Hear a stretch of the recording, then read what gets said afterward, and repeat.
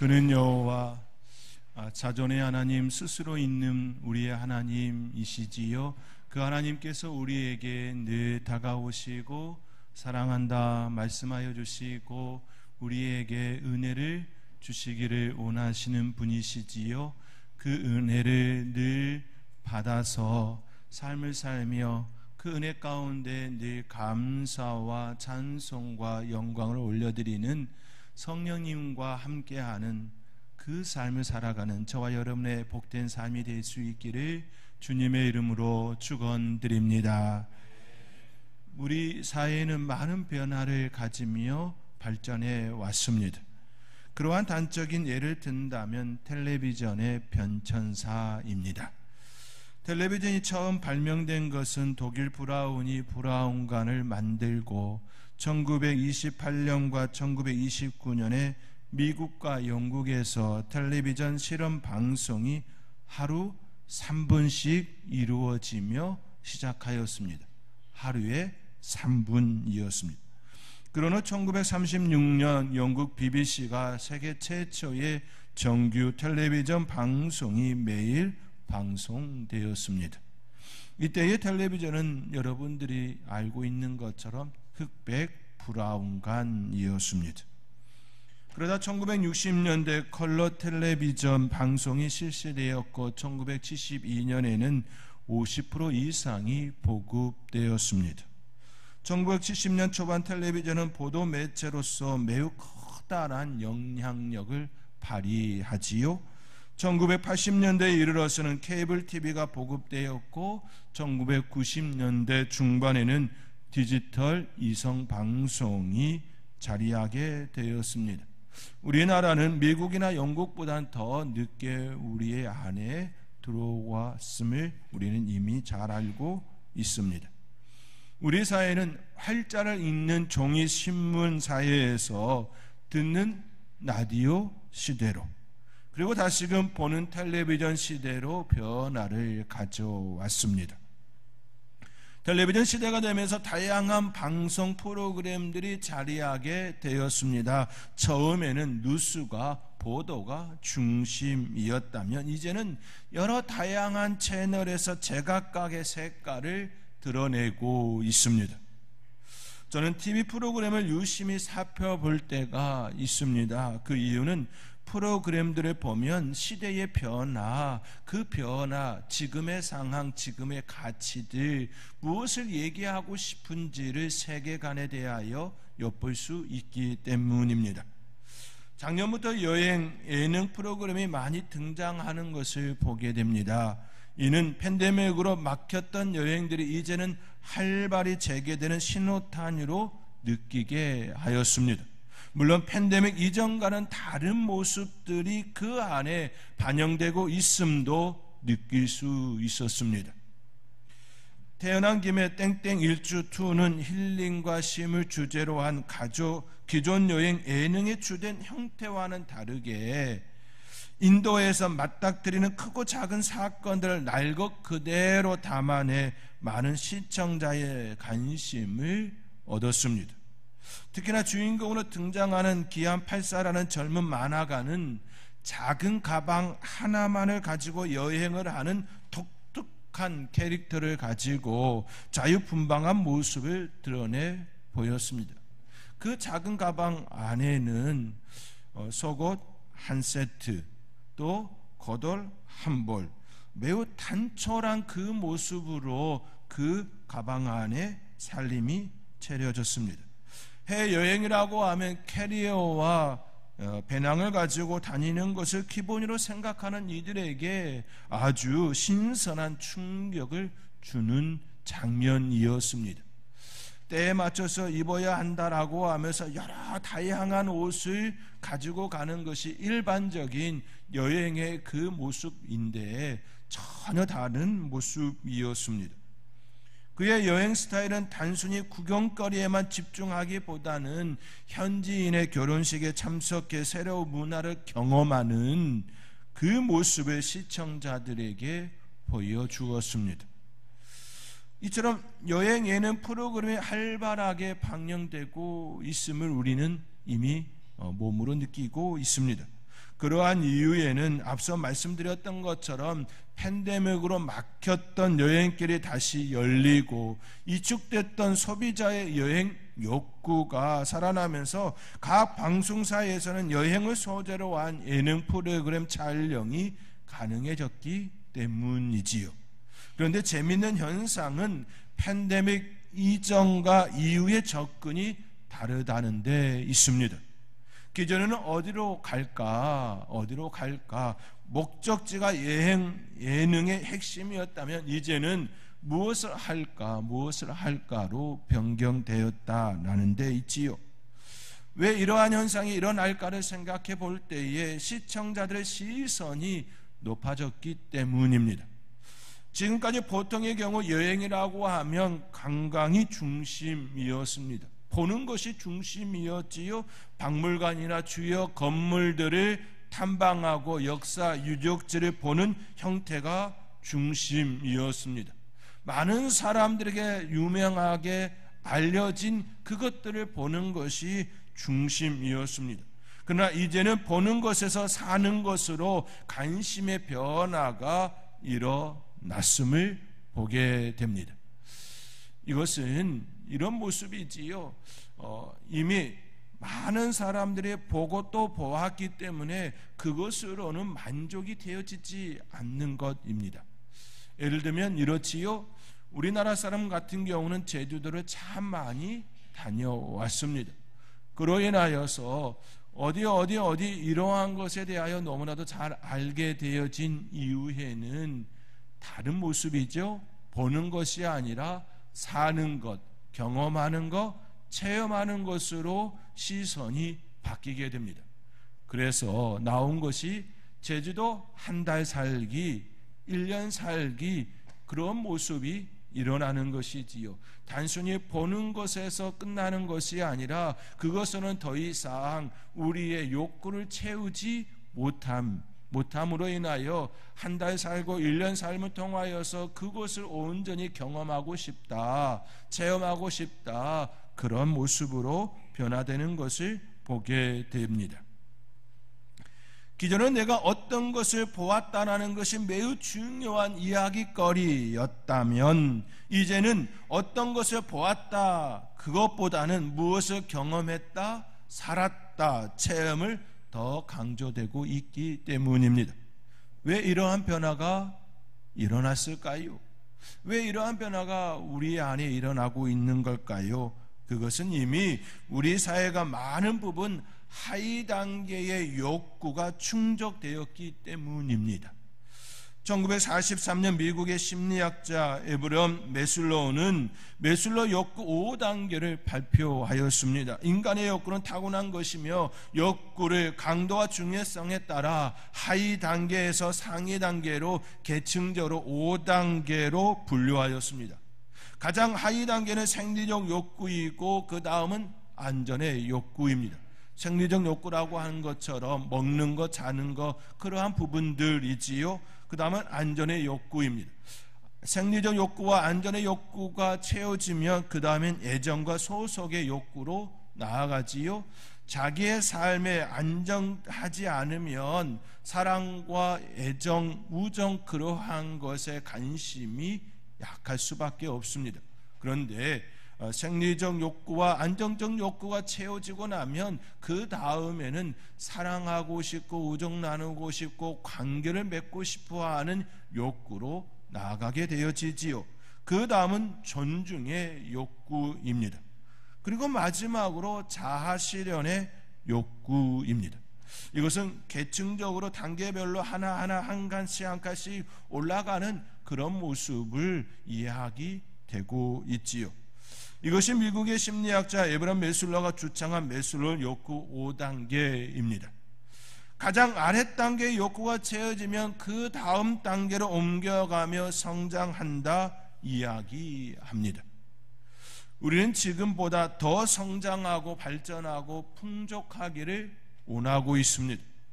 사회가 발전하는 이유도 여기에 기초합니다. 불편한 것보다는 편리한 것을, 적게 누리는 것보다는 많은 혜택을, 수고보다는 편안함을, 낮은 것보다는 높은 것을, 우리는 점점 더 많은 것들을 누리고 또 누리고 싶어 합니다. 메슬로우에 의하면 우리 인간은 태생적으로 점점 더 많고 좋은 것으로 성장하고 발전하기를 바라고 있습니다. 그렇기 위해서는 반드시 그에 상응한 대가를 치루어야 합니다. 그러나 우리 인간은 내가 대가를 치르기보다는 남이 고생하기를 원합니다. 내가 낮은 자리에 있는 것보다는 남이 낮은 자리에 있기를 원합니다. 이것이 바로 인간의 죄된 습성들이지요. 우리 인간은 죄를 지은 이후 하나님께서 원하시고 바라시는 삶을 살아가기보다는 자신을 위한, 자신을 위해 자신의 욕구를 채우기를 바라고 있습니다. 선악을 알게 하는 나무의 실과를 따먹은 이유도 거기에 있었습니다.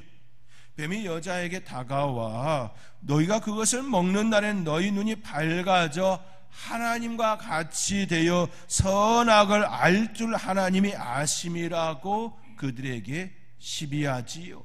그 시비에 그 말을 들은 그 여자가 그 나무를 본즉 먹음직도 하고 보암직도 하고 지혜롭게 할 만큼 탐스럽기도 한 나무였습니다. 그 말을 듣기 전에는 그 마음이 없었지요. 일어나지 않았습니다. 그 말을 듣고 나니 하나님과 같이 되어 선악을 알 줄 하나님의 아심이라는 그러한 시비의 그 말에 현혹되어 그 나무를 보니 먹음직도 하고 보암직도 하고 지혜롭게 할 만큼 탐스럽기도 한 나무였습니다. 그리고 그 나무의 실과를 다 먹었습니다. 자신을 위한, 자신을 위해 자신의 욕구, 즉 하나님과 같이 되려고 그 나무의 실과를 다 먹었습니다. 이것이 인간의 실상입니다. 인간의 실상입니다. 여자는 하나님과 같이 되려고 실과를 다 먹었습니다. 그리고 남자에게도 주어 함께 먹었습니다. 그들은 자신들을 위해 먹었습니다. 자신들의 욕구를 채우기 위해 먹었습니다. 그들은 대단히 큰 착각을 하였습니다. 그들은 그들의 존재를 망각하였습니다. 그들의 존재는 하나님께서 지으신 창조물, 피조물이었습니다. 하나님 없이는 살 수 없는 존재, 그 하나님의 뜻을 위해 살아갈 존재, 그 존재임을 망각하였습니다. 하나님과 같이 되어 인간은 착각한 것이지요. 망각한 것입니다. 그 망각은 최초의 사람 아담과 하와에게만 국한되지 않았습니다. 지금은 살아가는 우리들 역시 망각하며 살아가고 있습니다. 매일의 순간순간 우리의 일상은 하나님이 주인이심을 고백하며 살아야 합니다. 그럼에도 불구하고 우리의 인생은 우리가 주인이라고 살아가고 있습니다. 내가 주인이야, 내 마음대로 할 거야. 죄를 지은 인간이든 용서를 받은 인간이든 별반 차이가 없이 살아가는 모습들이 많이 보이곤 합니다. 다만 차이가 있다면 한 번씩 나의 구세주는, 나의 구주는, 나의 주인은 하나님이심을 자각하고 또 회개하는 모습이 반복되고 있다라는 사실입니다. 죄를 지은 인간과 용서를 받은 인간의 차이가 거기에 있지요. 내가 또 하나님을 잊어먹었구나. 내가 또 하나님을 망각하였구나. 그 마음이 내 안에 또 일어나고 하나님 앞에 또 회개하며 나아가는 반복의 삶이 용서를 받은 사람들 가운데 일어나고 있지요. 죄를 지은 인간은 그것조차도 하지 않는 내가 주인이야, 내 주먹을 믿어야지라고 그렇게 자기의 힘을 이야기하고 있습니다. 히브리서 기자는 그러한 인생들에게 사도이시며 대제사장이신 예수를 깊이 생각하라 말씀합니다. 오늘 본문 1절의 말씀입니다. 우리 함께 오늘 본문 1절의 말씀 함께 읽겠습니다. 그러므로 함께 하늘의 부르심을 받은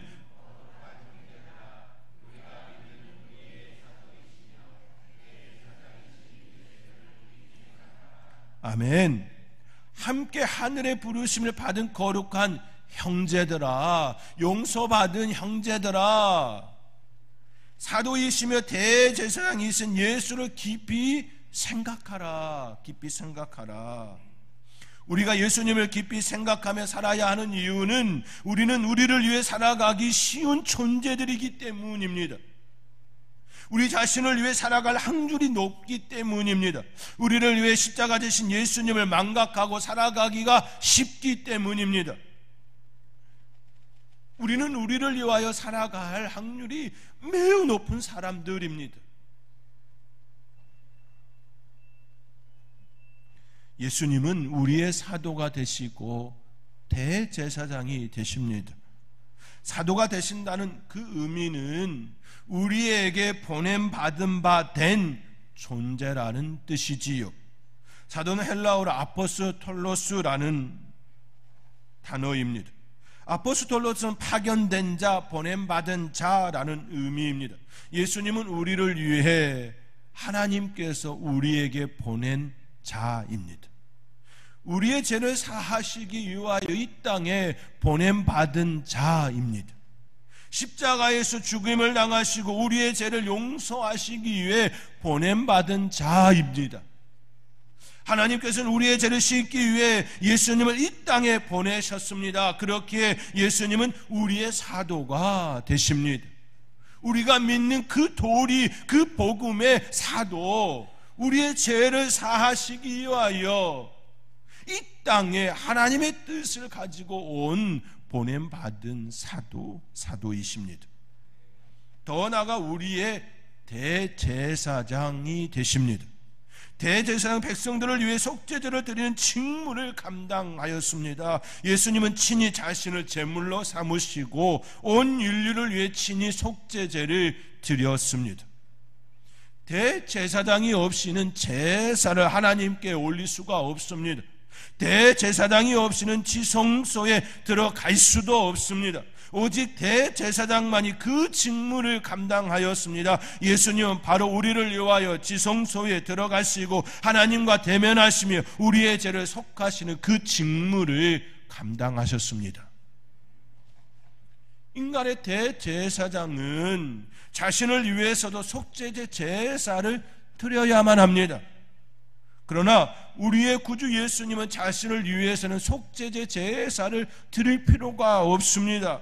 그분은 죄가 없으시기 때문이지요. 오직 우리를 위하여서, 죄된 인간을 위하여서, 온 인류를 위하여서 드리는 속죄제 제사를 드림이 되었습니다.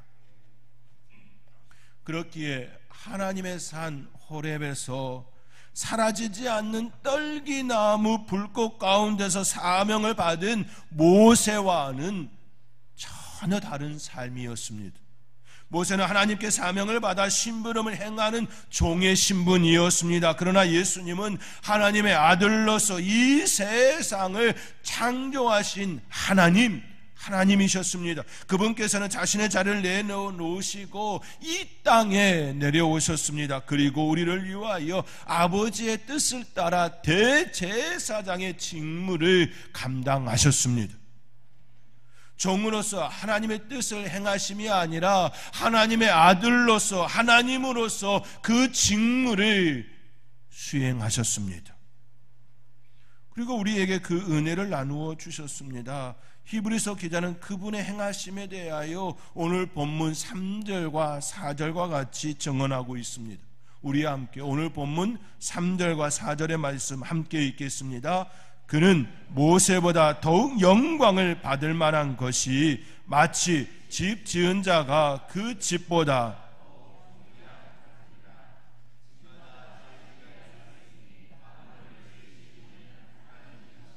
아멘.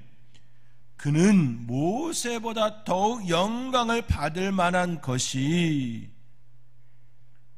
그렇습니다. 예수님 모세보다 영광을 더욱 받아야 합니다. 그 이유는 이 세상을 창조하신 분이시기 때문입니다. 만물을 지으시고 우리에게 새 생명을 주셨기 때문입니다. 우리 모두는 아담의 후손으로 첫 번째 사망, 첫째 사망을 맞이하게 됩니다. 우리는 첫 번째 생명을 잃은 바 되었습니다. 우리 모두는 첫 번째 사망을 맞이하게 됩니다. 이 죽음을 피할 수 있는 존재는 아무도 없습니다. 이 땅에 태어난 모든 존재들은 그 첫 번째 사망, 첫째 사망을 반드시 맞이하게 됩니다. 그러나 두 번째 사망, 둘째 사망은 피할 수 있습니다. 만물을 창조하신 그 하나님께서 죄를 사하는 그 권세를 예수 그리스도를 믿는 자들에게 주셨기 때문입니다. 그 권세를 받은 이들은 두 번째 사망을 맞이하지 않습니다. 영원한 천국 하나님의 나라를 소유한 자들이 되었기 때문입니다. 우리는 더 이상 의심과 불신 속에서 거할 필요가 없습니다. 왜냐하면 우리는 그분의 집이 되었기 때문입니다. 오늘 본문 6절의 말씀입니다. 오늘 본문 6절의 말씀 우리 함께 읽겠습니다. 그리스도는 하나님의 집을 맡은 아들로서 그와 같이 하셨으니 우리가 소망의 확신과 자랑을 끝까지 굳게 잡고 있으면 우리는 그의 집이라. 아멘. 우리는 그의 집입니다. 사도 요한이 말하는 것과 같이 나는 예수님 안에, 예수님은 내 안에, 예수님은 아버지 안에, 아버지는 예수님 안에, 아버지가 예수님 안에, 예수님이 내 안에, 내가 예수님 안에, 우리는 예수님을 통하여서 하나님과 합일되어진, 연합되어진 그 은혜를 누리게 되었습니다. 하나님이 내 안에 거하심으로 그의 집이 되었습니다. 그러므로 우리는 의심과 불신이 아니라 소망의 확신을 가지고 자랑하며 사는 삶을 살아야 합니다. 이것이 우리가 고백해야 할 신앙이고 삶의 태도입니다. 사랑하는 성도 여러분, 오늘은 성령 강림 주일입니다. 성령 강림은 예수님께서 부활하시고 승천하신 후 제자들에게 약속하신 대로 아버지와 아들로부터 나와 성도들에게 임재한 사건입니다. 성령 강림은 예수 그리스도를 믿는 성도들에게 주시는 은혜입니다. 우리 하나님 아버지께서 아버지와 아들로부터 나온 그 성령님을 하나님을 믿는, 예수 그리스도를 믿는 우리에게 선물로 주셨습니다. 우리가 하나님의 집이라 일컬음을 받게 된 것도 바로 성령님의 임재가 우리 가운데 있었기 때문입니다. 성령님 우리 안에 거하시고 우리로 하여금 예수 그리스도를 나의 구세주라 고백되게 하심으로 그 예수님이 내 안에, 내가 예수님 안에 그 거하는 그 은혜를 누리게 되었기 때문입니다. 성령님이 우리 안에 임재하시면 우리는 예수님을 주라 고백할 수 있게 됩니다. 왜냐하면 성령님이 하시는 일이 우리로 하여금 예수를 믿게 하는 일이기 때문입니다. 성령님이 내 안에 역사하실 때에 내가 예수님을 나의 구세주로 믿게 됩니다. 그것이 바로 성령님의 일하심입니다. 그러므로 우리는 성령님 안에서 하나님의 집으로서 존재해야 합니다. 그렇기에 세상 사람들이 욕구를 채우기 위해 더 성장하는 것과는 다른 삶입니다. 그리스도인의 삶은 세상 사람들이 자신을 위하여, 자신의 욕구를 채우기 위하여 사는 그 삶과는 근본적으로 다른 삶이 될 수밖에 없습니다. 성령님이 내 안에 임재하셔서 예수 그리스도를 주라 고백함으로 하나님의 집이 된 우리는, 우리 하나님이 거룩하심과 같이 우리는 그 거룩을 쫓는 거룩의 삶을 사는 자들이 되었습니다. 이의 삶은, 그리스도의 이 삶은 세상 사람들의 욕구를 따라 그 욕구를 채우는 그 삶과는 근본적으로 다름이지요. 거룩과 자신의 욕구와는 너무 다른 결을 가지고 있기 때문입니다. 하나님께서는 우리에게 그 은혜를 주셨습니다. 그 사랑을 주셨습니다. 거룩한 그 삶을 통하여서 우리 안에 욕구가 전혀 채워지지 않음에 대한 내용이 아니지요. 우리 하나님께서 말씀하신 것 같이 들풀도 참새도 다 입히신다 말씀하셨습니다. 너희는 먼저 그의 나라와 그의 의를 구하라 말씀하셨습니다. 우리는 우리의 삶의 자리에 무엇이 중심이 되어야 하는지 바로 알아야 합니다. 그리스도인의 삶은 하나님의 집으로서, 그의 집으로서 거룩을 추구하는 거룩한 사명을 받은 사명자의 삶입니다.